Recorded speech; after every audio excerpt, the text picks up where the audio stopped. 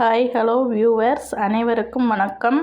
இன்றைக்கி நம்ம வீட்டில் பார்த்திங்கன்னா சளி இருமல் போக்கக்கூடிய ஒரு வீட்டு முறை வைத்தியம் தாங்க. இது எப்படி செய்யலான்னு பார்க்கலாம் வாங்க. இதுக்கு தேவையானதெல்லாம் பார்த்திங்கன்னா ஒரு ஓமவல்லி தழை இதுங்க. இது ஒரு அப்பக்கோவத்தலைங்க, துளசி இலை, 6-7 மிளகு, ஒரு துண்டு பட்டை, 3 கிராம்புங்க. இதை வச்சு எப்படி செய்யலான்னு பார்க்கலாம் வாங்க. பார்த்திங்கன்னா நம்ம வீட்டில் எப்போவுமே சளி இருந்தால் ஒரு வாரமாவது சரியாக ஒரு வாரம் ஆகிருங்க.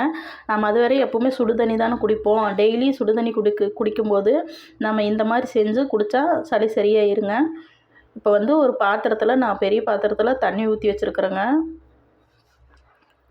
பாருங்கள், இவ்வளோ பெரிய பாத்திரத்தில் நான் இன்றைக்கி சாயங்காலம் வரைக்கும் தேவையான அளவு தண்ணி ஊற்றி வச்சுருக்குறேங்க. இந்த தண்ணி சுடு தண்ணி நல்லா காய வச்சுக்கலாங்க.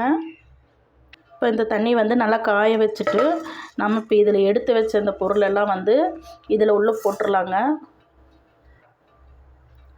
போட்டுட்டு ஒரு தட்டு போட்டு மூடி வச்சு நல்லா தண்ணி கொதித்து அந்த இதில் இருக்கிற அந்த தலையில் இருக்கிற எசன்ஸ் எல்லாம் உள்ளே இறங்க வரைக்கும் நல்லா கொதிக்க வைருங்க. கொதித்து வர வரைக்கும் வச்சுருந்து அப்புறம் பார்க்கலாம். பாருங்கள், இந்த தண்ணியை தான் நம்ம குடிக்க வேணும். இப்போ நல்லா கொதிக்க வைக்கலாங்க. ஒரு தட்டு போட்டு மூடிக்கலாம். பாருங்கள், தண்ணி கொதிச்சுச்சான்னு பார்க்கலாம். இப்போ பாருங்கள், தண்ணி இந்த அளவுக்கு நல்லா கொதிக்க வச்சுருங்க. கொதிக்க வச்சுட்டு அடுப்பு ஆஃப் பண்ணிக்கலாம்.